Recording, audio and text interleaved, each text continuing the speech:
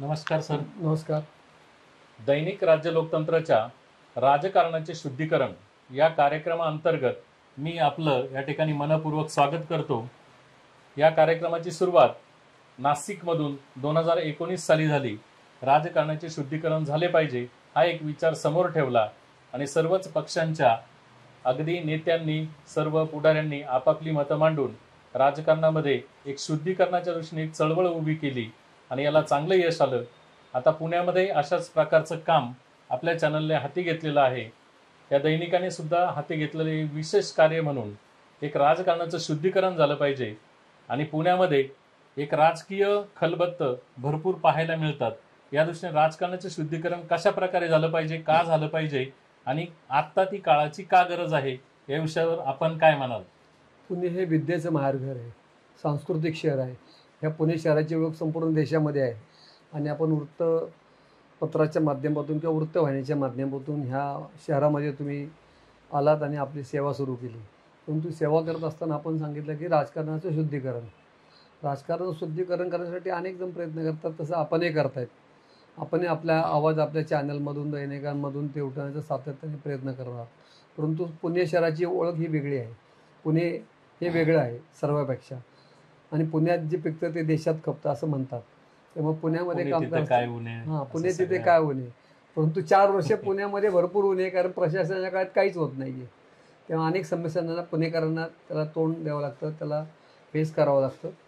आणि राजकारणाचं शुद्धीकरण म्हणजे झालं तर अनेक गोष्टी अनेक विषय आहेत. सर्वच पक्ष एकमेकावर आगपाकड करत असतात. प्रत्येकजण तो किती चांगला आणि तो किती वाईट हे सांगण्याचा प्रयत्न करतो. परंतु ते सगळे मिळून हे कसं सॉर्ट आउट होईल की आपण याचं शुद्धीकरण कसं करता येईल, तर ते ॲक्च्युअली होत नाही. कारण प्रत्येक पक्ष, विरोधी पक्ष असेल, सत्ताधारी असेल, तो किती वाईट आणि मी किती चांगला हा सांगण्याचा प्रयत्न करतो. त्यामुळे राजकारणाचं शुद्धीकरण करण्यासाठी तुम्हाला वेळ लागणार आहे, कारण हे आत्मे पहिले शुद्ध झाले पाहिजे. जे बोलतात त्यांचं शुद्धीकरण पहिले झालं पाहिजे, तरच ते शुद्धीकरण होईल. नाही तर मला तरी वाटतं अवघड आहे. परंतु तुम्ही काम करत असताना वेळ लागतो चांगल्या गोष्टीला, पण सुरुवात करता ही चांगली आनंदाची बाब आहे. तुम्ही ते प्रयत्न जर मराठवाड्यामध्ये केला, तिथं तुम्हाला चांगल्या प्रकारचा प्रतिसाद मिळाला. तोच प्रतिसाद तुम्हाला पुण्यामध्ये पुणेकर लगेच स्वीकारत नाही. पुणेकर थोडा वेळ घेतात, माहिती घेतात, ते पाहतात, सगळा अंदाज घेतात. जर एकदा पुणेकरांनी स्वीकारलं त्याला देश स्वीकारतो. त्यामुळे आपलं कामसुद्धा आव्हानात्मक आहे, अगदी स्पर्धात्मक आहे. कारण पुण्यासारख्या शहरामध्ये अनेक पत्रकार आहेत, अनेक संपादक आहेत, अनेक गोष्टी आहेत. त्यामुळे सगळ्याचा तुम्हाला सांगड घालून प्रत्येकाशी भेटून प्रत्येकाच्या चांगल्या गोष्टी तुम्हाला घ्याव्या लागेल. आमच्या पण काही चांगल्या गोष्टी आहेत, काही वाईट असतील. ते प्रत्येकाच्या चांगल्या गोष्टी घ्या, वाईट गोष्टी सोडून द्या, तरच राजकारणाचं शुद्धीकरण होईल. नाही तर राजकारणाचं शुद्धीकरण होणं आज अवघड आहे. आज सगळेच पक्ष एकमेकावर आगपाकड करतात. कुणी शुद्धीकरणाची भाषा करत नाही किंवा कुणी सगळे मिळून बसून की आपण एक शहराची ओळख, एक सांस्कृतिक शहर, एक औद्योगिक शहर, एक विद्येचं मार्ग असणारं शहर, की ते आपण कसं त्या शहराचा इतिहास कसा आपण लोकांसमोर ठेवला पाहिजे, कसा टिकवला पाहिजे, किंवा आपल्या शहराचे महत्त्व कसं पटवलं पाहिजे, की पुणेकर आम्ही कसे आहोत ते संपूर्ण देशाला माहिती आहे. पण आत्ताची परिस्थिती आहे या 5-10 वर्षात फार खालवलेली आहे. सगळीकडे तीच बोंब आहे. प्रत्येकजण एकमेकावर आगपाकड करतो. प्रत्येकजण आपली भूमिका चांगली, समोरच्याची वाईट किती हेच सांगतो. त्यामुळे शुद्धीकरणासाठी हे सगळे आम्ही बोलणारे यांच्या आत्मे शुद्ध झाले पाहिजे, तर राजकारणाचं शुद्धीकरण होईल. नाही तर मग मी कुणाला तरी बोलणार, दुसरा कोणतरी माझ्यावर बोलणार. त्यामुळे तसं होणार नाही. तुम्ही जे काम हातात घेतलं ते अतिशय चांगलं आहे. इथे सुद्धा तुम्हाला प्रतिसाद मिळेल, पण थोडा कालावधी लागेल, वेळ लागेल. तुम्ही तुमचं काम सुरू ठेवा. तुम्हाला मनापासून खूप खूप शुभेच्छा. धन्यवाद. एक प्रभाग 8चे जरा वेळ असं समजा तुम्ही मतदार आहात आणि तुम्हाला मतदान करायचंय प्रभाग 8चा नेता म्हणून निवडून जाण्यासाठी, तर त्या मतदारांनी साधारणतः आपल्या नेत्याकडून काय अपेक्षा ठेवावी? ते मतदार समजा पुणे महानगरपालिकेची निवडणूक आता आहे, 4 वर्षे प्रशासन आहे. 4 वर्षाच्या कालावधीमध्ये अनेक कामांना खो बसला आहे, किंवा प्रशासन बजेट देत नाही, किंवा तरतूद होत नाही, किंवा कामं होत नाही. त्यामुळे अनेक 4 वर्षात पुणे शहरात किंवा महाराष्ट्रात 29 महानगरपालिकेमध्ये ही बोंब आहे. नागरी सुविधाचा मोठा अभाव आहे. नागरी सुविधा प्रचंड मोठ्या प्रमाणात विस्कटलेली आहे. तर त्यासाठी सर्वसामान्य मतदाराच्या अपेक्षा असतात की माझ्या वॉटर, मीटर, गटर ह्या प्रमुख समस्या आहेत, त्या समस्या जर माणसाच्या मिटल्या, त्या जर व्यवस्थित झाल्या, आणि जो चांगला कार्यकर्ता असेल, चांगला लोकप्रतिनिधी असेल, जो चांगला आश्वस्त मतदारांना करू शकतो, की त्या मतदाराचा त्याच्यावर विश्वास प्राप्त होऊ शकतो, अशाच लोकांना लोक निवडून देतात. कुणाला लोक निवडून देत नाही. उद्या कुणी असू द्या, तो कुठल्याही पक्षाचा असू द्या, त्यासाठी त्यांना आपल्याला मेहनत करावी लागेल आणि आपला कामाचा ठसा उमटावा लागेल. काम दिसेल तोच निवडून येतो. आता जरी सोशल मीडियाचा जमाना असला, तो सोशल मीडियावर असणारं काम आणि सोशल मीडियावर पाहणारी वर्ग हा कमी आहे, पण बाकी गोष्टीत ॲक्टिकली काम पाहणारे हा मोठा वर्ग आहे. तर एक वेगळा प्रश्न आहे आपल्यासाठी. 1985ला पक्षांतरबंदी कायदा झाला आणि त्या कायद्याअंतर्गत काही तरतुदी निश्चित करण्यात आल्या.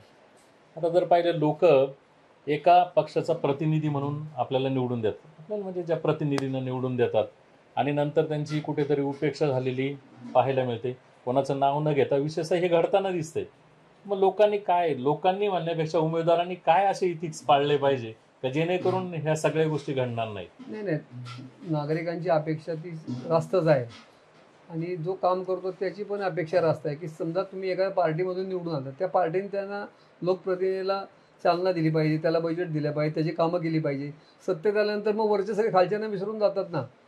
मग जो लोकप्रतिनिधी मतदाराच्या जो निवडून होतो, ज्या मतदाराला तो आश्वस्त करू शकत नसेल, तर तो पर्याय शोधणार ना. ती जबाबदारी नेत्यांची आहे. नेत्यांनी सुद्धा आपले नगरसेवक आपल्या पक्षात राहिले पाहिजे, ते बाहेर नाही पडले पाहिजे. तुम्ही सत्तेत असताना तुम्ही काम केलं पाहिजे. नाही तर मग काय होतं, एक 7-8 लोकांचं कोंडाळं तयार होतं आणि तेवढाच पक्ष वाटला जातो. बरोबर. आणि तेवढंच लोकांची काम होतात. मग 100 पैकी जर 10 लोक गेले, 90 लोक नाराज, तर तो स्फोट होतोच. मग त्यांना पर्याय व्यवस्था शोधावीच लागते. जातात ते. आपण ते जातात म्हणजेच लोकांच्या कुठेतरी त्या भावना दुखावल्या जातात. नाही, लोकांच्या भावना दुखावल्या जात नाही. ते का जातात? तुम्ही प्रवृत्त करता. तुम्ही म्हणजे तुम्ही नाही, पक्षातले लोक त्यांना प्रवृत्त करतात, म्हणून ते बाहेर पडतात. कुणाची इच्छा असते पक्षातून बाहेर जाण्याची. ठीक आहे, समजा एखाद्या लोकप्रतिनिधी काम नसेल केलं, त्याचा सर्व्हेमध्ये तो बॅड आला असेल, त्याचं काहीच नसेल, त्याला गाळला तर हरकत नाही ना. पण काही काही ठिकाणी काम करणाऱ्या माणसात सुद्धा फार त्रास येतात, अडचणी येतात, फार गोष्टी असतात. लोकशाही, घटना, जात, धर्म ह्या सर्व गोष्टी, म्हणजे जातीच्या नावावर जे काय आता राजकारण सुरू आहे किंवा केलं जातं, धर्माच्या नावावर राजकारण सुरू आहे, त्याच्यामुळे जातीय दंगली होतात, तेढ निर्माण होतं समाजामध्ये. लोकप्रतिनिधींनी आता इथून पुढे किमान काय खबरदारी घेतली पाहिजे जेणेकरून? माझ्या भागामध्ये मी 14 वर्ष या भागाचा लोकप्रतिनिधित्व करतोय. एकही दंगल होऊन दिली नाही, एकही कुठलाही समतोल धार्मिक तेढ असं मी कधीच होऊन दिलं नाही. इतकं आमचा कॉस्मोपॉलिटन भाग आहे. देशातली लोक आमच्या भागात राहिले, परंतु कसं आहे, कुठलाही प्रकार, आमच्या अनुचित प्रकार आम्ही घडवून देत नाही. आम्ही सर्वांची चांगला समन्वय ठेवतो. म्हणजे सगळ्या चांगल्या पॉझिटिव्ह गोष्टी या ठिकाणी आम्ही घडवतो आणि लोकांच्या सामंजस्य निर्माण करून आज आमचा हा प्रभाग क्रमांक 8 चांगल्या सुस्थितीमध्ये चालू आहे. तर गेल्या अनेक वर्षापासून अनेक लोक म्हणजे आपापलं जीवन कठत असताना, म्हणजे हा स्लम एरिया आहे. आता उद्या तुम्ही प्रतिनिधी म्हणून निवडून पुन्हा आल्यानंतर काय लक्ष ठेवलेलं आहे यांच्यासाठी? काय वेगळं काय करणार? वेगळं म्हणजे ते आपण लोकप्रतिनिधी पुन्हा लोकांनी आपल्याला विश्वास व्यक्त केला. त्यांच्या ज्या मागण्या आहेत, त्यांच्या मागण्या फार साध्या आणि सोप्या असतात. रस्ते चांगले असले, पाणी चांगलं स्वच्छ मिळालं पाहिजे, गटर चांगले झाले पाहिजे, शाळा चांगली असली पाहिजे, हॉस्पिटल चांगले असलं पाहिजे, उद्यान चांगले असले, ज्या मूलभूत गरजा आहेत पुणे महानगरपालिकेच्या, त्यासाठी ते आपल्याला महानगरपालिकेत पाठवतात ना, की बाबा हे आमचे प्रश्न आहेत. ज्या मूलभूत गरजा आहेत झोपडपट्टीमध्ये, स्लममध्ये, मध्यवस्ती भागामध्ये, त्यांच्या काय फार मोठ्या अपेक्षा नसतात. पण त्या तुम्ही जर लोकप्रतिनिधी म्हणून जर त्यांच्या नजरेस पात्र नाही झाला, तर मग ते पुढच्याच घरी पाठवतात. तर एक छोटासा एक शेवटचा प्रश्न, की एखादा व्यक्ती लोकप्रतिनिधी म्हणून निवडून येतो, त्यावेळेची त्याची परिस्थिती, निवडून आल्यानंतर अवैध मार्गाने ज्यावेळेस ते पद म्हणजे सोडलं जातं, त्यावेळेस भरपूर प्रकारची मायाजाळ किंवा माया त्याच्याकडे जमा झालेली दिसते. अशी काही उदाहरणं आहेत. काही भरपूर चांगले नेते पण आहेत.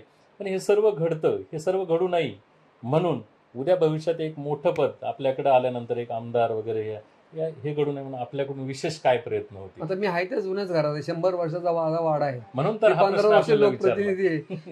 तेव्हा मला असं काय करण्याची गरज नाही. म्हणजे मला 15 वर्षामध्ये स्वतःचं घर सुद्धा हे करू शकलं नाही, काय गरज नाही ना. मी ह्याच्यात हॅपी आहे. म्हणूनच माझं घर माझ्यासाठी मोठे, या घरातच मी आनंदी. मला कुणाचं फुकटचं घर नको आहे. मग ह्या लोक तुम्ही आता उद्या आणि जे आमदार, लोक फुकटच्या घरात जातात त्यांना लोक घरी पाठवतात. म्हणूनच तुम्हाला हा प्रश्न विचारला की आमदार या पदावरती गेल्यानंतर उद्या हे याला पायबंद म्हणून नाही, तुम्ही मला काय काय कराल? आमदार व्हायचं नाही, मला कुठले पद नाही पाहिजे. मला ठीक आहे, माझी ह्या पदाला- महानगरपालिका इथपर्यंतच आपली अवकात आहे. ह्याच्या पुढे आपल्याला ठीक काय आहे, जायचं नाही. नगरसेवक म्हणून ह्या हा. पदापर्यंत सुद्धा तुम्ही काय म्हणजे या गोष्टीला पायबंद कसा घालाल किंवा काय कराल वेगळं? कशासाठी? अवैध मार्गाने जी काही नाही ना, संपत्ती, अवैध मार्गांचे लोक संपत्ती गोळा करतात, त्याचे ते परिणाम भोगतात ना. ते आपण त्याच्यापासून वेळ करायचं तोपर्यंत जनतेने नुकसान सहन करायचं नाही. काय? जनतेचा तर मन नसतो त्याच्याशी. जनता तुम्हाला पैसा तर हा. जनतेचाच असतो ना. नाही नाही, असू द्या ना. मग ते लोक नाही परत येत नाही. ते एकदाच येतात, परत त्यांना कोण निवडून देत नाही. लोक तुमचा हिशोब करतात, बोलत काय नाही, पण निवडणुकीत दाखवतात.